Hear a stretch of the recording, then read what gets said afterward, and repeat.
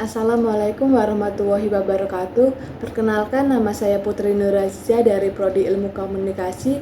Di sini saya akan menjelaskan mengenai komunikasi organisasi, mengambil judul gagalnya pengelolaan sampah akibat lemahnya komunikasi organisasi di tingkat desa. Ada sebuah desa yang mengalami penumpukan sampah akibat tidak adanya pengelolaan sampah yang terstruktur dan tidak adanya bank sampah yang bisa dimanfaatkan oleh warga, sehingga warga sekitar harus mengelola sampah secara mandiri, entah menggunakan jasa tukang sampah atau dibakar. Namun, saat jasa tukang sampah ini mengalami keterlambatan, pasti sampah juga akan menjadi permasalahan yang cukup serius. Hal ini karena dapat mengganggu kenyamanan dan kesehatan masyarakat. Permasalahan ini sebenarnya cukup serius, namun tidak mendapat perhatian dari kepala desa. Kepala desa terkesan tidak memahami pentingnya persoalan ini dan kurang memaknai peran komunikasi organisasi dalam mengambil keputusan. Padahal jika ada komunikasi yang efektif, potensi tumpukan sampah ini bisa menjadi rupiah dan bisa menjadi manfaat bersama. Contohnya seperti masyarakat bisa didorong untuk melakukan pemilahan sampah.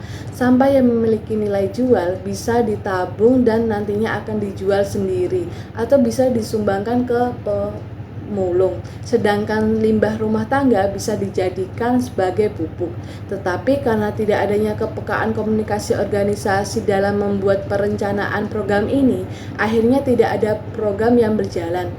Akhirnya desa juga terkesan tidak ada kemajuan dan tidak ada peluang untuk maju.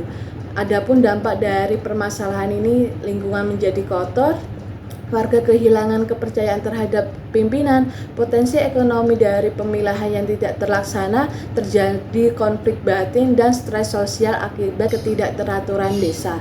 Kasus ini menunjukkan bahwa komunikasi organisasi yang tidak berjalan dengan baik dapat menyebabkan kerugian baik secara lingkungan, ekonomi, dan sosial. Karena komunikasi bukan hanya menyampaikan pesan, tetapi juga membangun kesadaran bersama dan bertindak kolaboratif.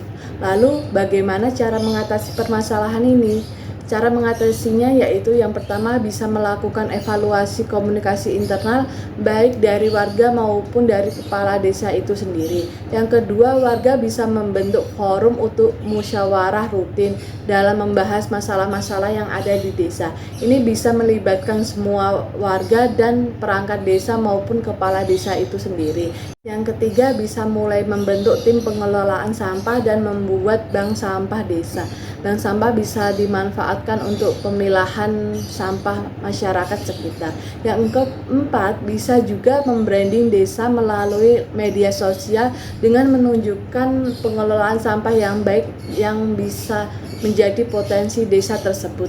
Yang kelima yaitu melakukan pelatihan kepemimpinan dan komunikasi yang baik, entah itu dari kepala desa maupun dari masyarakatnya. Dari pernyataan tadi dapat disimpulkan bahwa sampah bisa diatasi dengan baik apabila ada kesadaran dan kepekaan dari pemimpin maupun masyarakat itu sendiri. Karena sebenarnya sampah bisa menjadi potensi dan peluang yang baik.